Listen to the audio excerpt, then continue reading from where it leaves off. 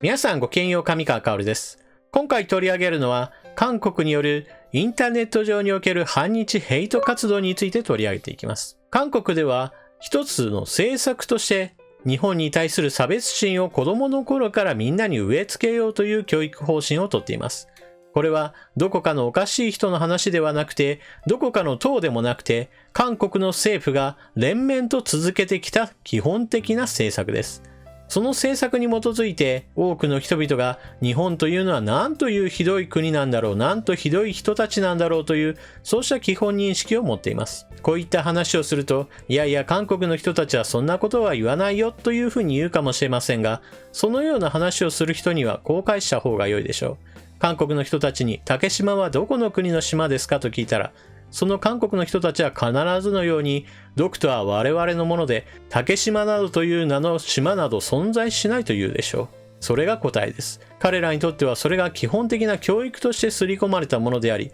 もはやそれに異論を挟むということが、日本側による歴史修正主義、差別的な行動として、極右的な活動、その活動の結果として現れる間違った歴史認識だというのが彼らの言い分なのです。そして、そのように韓国政府の行ってきた歴史政策によって、韓国のネットユーザーは当然のように一つ大きな問題を作り出しています。旭日旗は日本の侵略の象徴であり、この旭日旗のデザインをしたものは全て排除されなければならないという対日活動です。しかしこれは彼らの歪んだ正義心に基づいた行動であり、それによって多くの圧力が生まれることとなります。今回その犠牲になったのはフィリピンです。フィリピンで旭日旗模様を連想させるようなデザインをしたタトゥーをしたために、韓国ネットユーザーから目をつけられ、非難が殺到しました。しかし、その非難が殺到する中には、彼らの隠しきれない差別心が露骨に現れ、それがフィリピンの人々を大いに気づけ、そして怒らせています。一体どのようなことがあったかニュースを見ていきましょう。韓国、取り消せ。怒り、フィリピンを騒然とさせた韓国人のコメント。フィリピンのネットユーザーがツイッターで、キャンセルコリア、韓国取り消せというハッシュタグをつけたコメント等を広めて、反韓運動を展開している。フィリピンのある SNS インフルエンサーが旭日旗模様のタトゥーを入れた写真を SNS に掲載し、その後指摘を受けて謝ったが、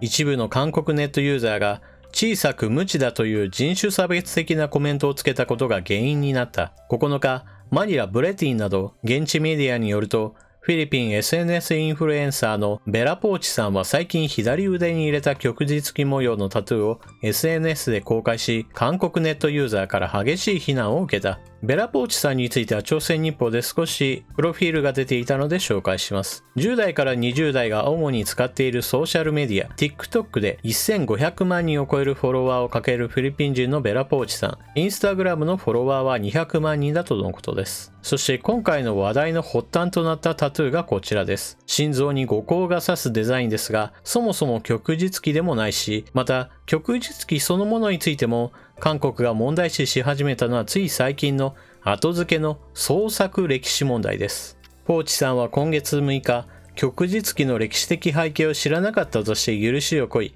韓国を愛していると伝えながら、他の人にも旭日旗について広めるというコメントを載せた。ポーチさんはタトゥーを消すか、覆うと約束して事態が一段落するかのようだった。ところが一部の韓国ネットユーザーが、貧しいフィリピン人は小さく、学がないので無知だ。心が狭いなど、人種差別的な非難コメントを入れて事態が悪化した。この部分についても補足を入れましょう。一部の批判コメントとされていますが、その批判コメントの数は15万件に及んだそうです。記事では紹介が可能なものが掲載されていますが、ポーチさんに対する容姿への侮辱、人格攻撃、フィリピン人全体への侮辱など、罵詈雑言が大量に寄せられたとのことです。これに現地ネットユーザーが反発して、アポロジャイズコリア、韓国謝れ、アポロジャイズ2フィリピン、そしてキャンセルコリア、韓国取り消せなどのハッシュタグを拡散し、一部は韓国で体験した差別待遇に言及して反撃した。世界のツイッタートレンドを分析するトレンドリストによると、9日午後10時現在、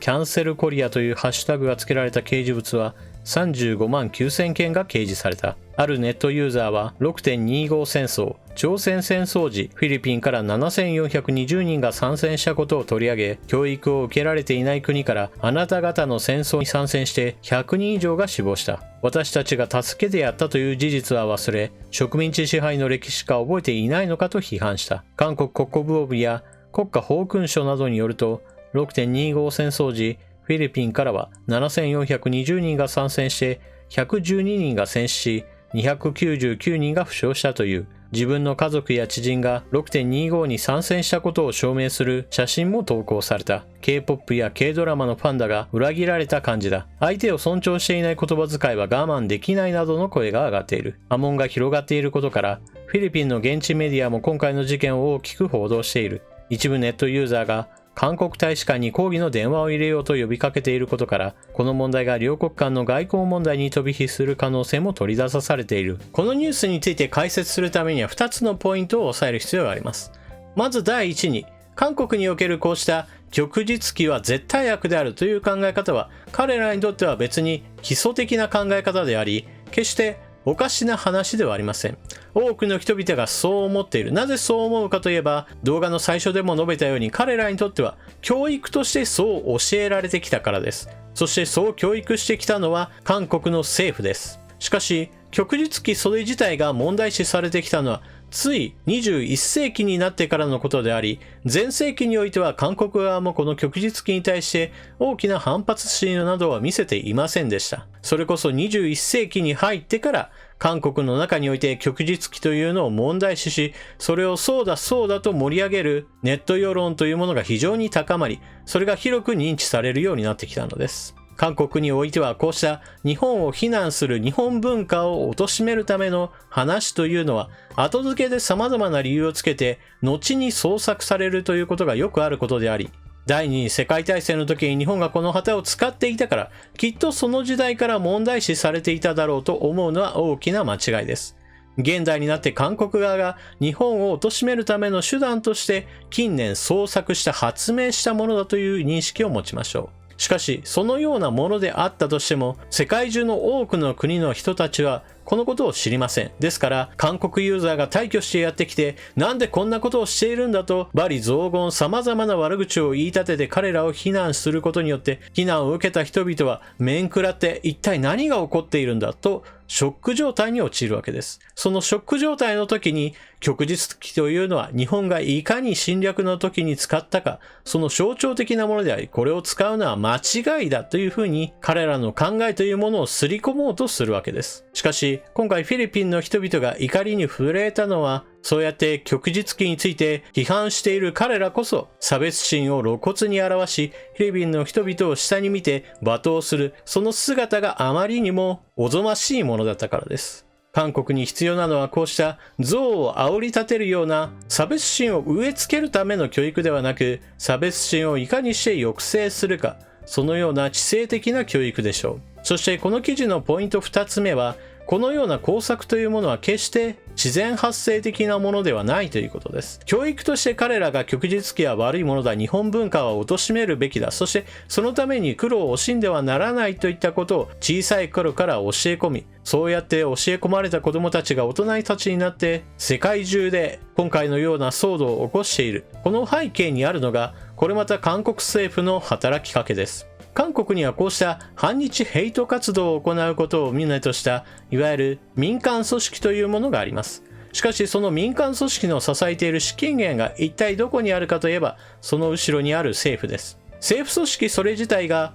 反日ヘイト活動に勤しむのではなく、反日ヘイト活動に勤しむ人たちに民間のボランティア団体などと同じように活動の支援などを行う。そうやった表向きは良いこととしてお金を出しつつ、その内実というのはいかにして日本が良くない活動をしてきたか、日本というものがいかに差別されて当然であるかといったような話を方々で吹聴して回る、そういったことを政府の方針として継続的に行っているのです。その活動の一環として、ここの国でこんなことをやっているぞというふうにして、インターネットのユーザーをいかにして大量に動員するかというのも彼らの腕の見せ所というわけです。こういった話は何も秘密裏に行われているわけではなく、半ば公然と語られるような話です。だからこそここに大きな問題があります。日本政府は基本的には日韓友好というものを求めている議員の数というものは決して少なくはありません。与党だけではなく野党を含めた形の日韓友好議連などには多くの国会議員が名を連ね、そして韓国との友好関係を深めましょうということをテーマにして活動を行っています。しかしその内実を行われているのは韓国政府においては教育の基本方針として反日教育というものを子供の頃から行い、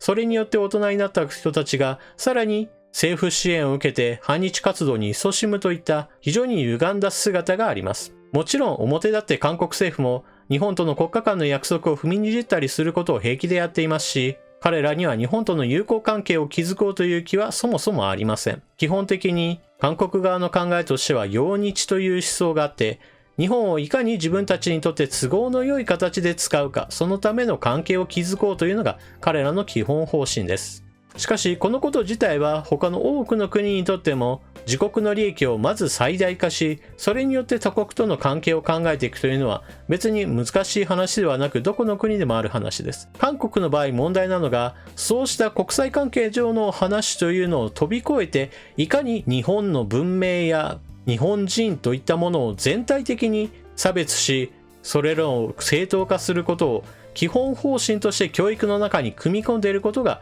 他の国との大きな違いです。これは世界各国どこを見ても他に例のないような非常に大規模でそして必要な攻撃です。このような韓国の基本方針を変えるためには何をしなければならないかといえば、基本的には彼らには経済的な利益を一切与えずに、彼らの方針が改まるまで当然のように経済的な不利益をいかに与えるかということをしなければなりません。これは日本の国益をいかにして守るかというのと同時に、日本の国益を拡大するためにも必要ですし、また日本の文明や日本人の海外にいる人たちを守るためにも必要な措置です。韓国の誤った教育に基づいた話というものは世界中へと広がり、海外で旅行する人、海外で住む人、海外で育つ日本人が不当な歴史観に基づいて非難され差別されるようなことが今後どんどん発生するのであれば、その根本原因としては韓国の歴史教育と韓国政府による反日ヘイト活動なのです。今回の事件というのはあくまでも韓国とフィリピンとの間で起きた話ですが、その背景にあるのは彼らの反日ヘイト活動が韓国政府によって支えられているというこの構造自体が問題であることを私たちは知らなければなりません。そしてこの構造を知らなければ、韓国の行っていることが初めて知ったといったような驚きを持って彼らの主張に賛同してしまう日本人というのも必ず存在してしまうのです。皆さんはこの問題をどのようにお考えでしょうか。ぜひともコメントしていってください。それでは動画を最後までご視聴いただきありがとうございました。この問題を知っていないなという人がもしも身近にいるようであれば、ぜひとも拡散してお知らせしてください。それでは動画を見終わったら評価ボタンのクリックもよろしくお願いします。次の動画でまたお目にかかりましょう。またね。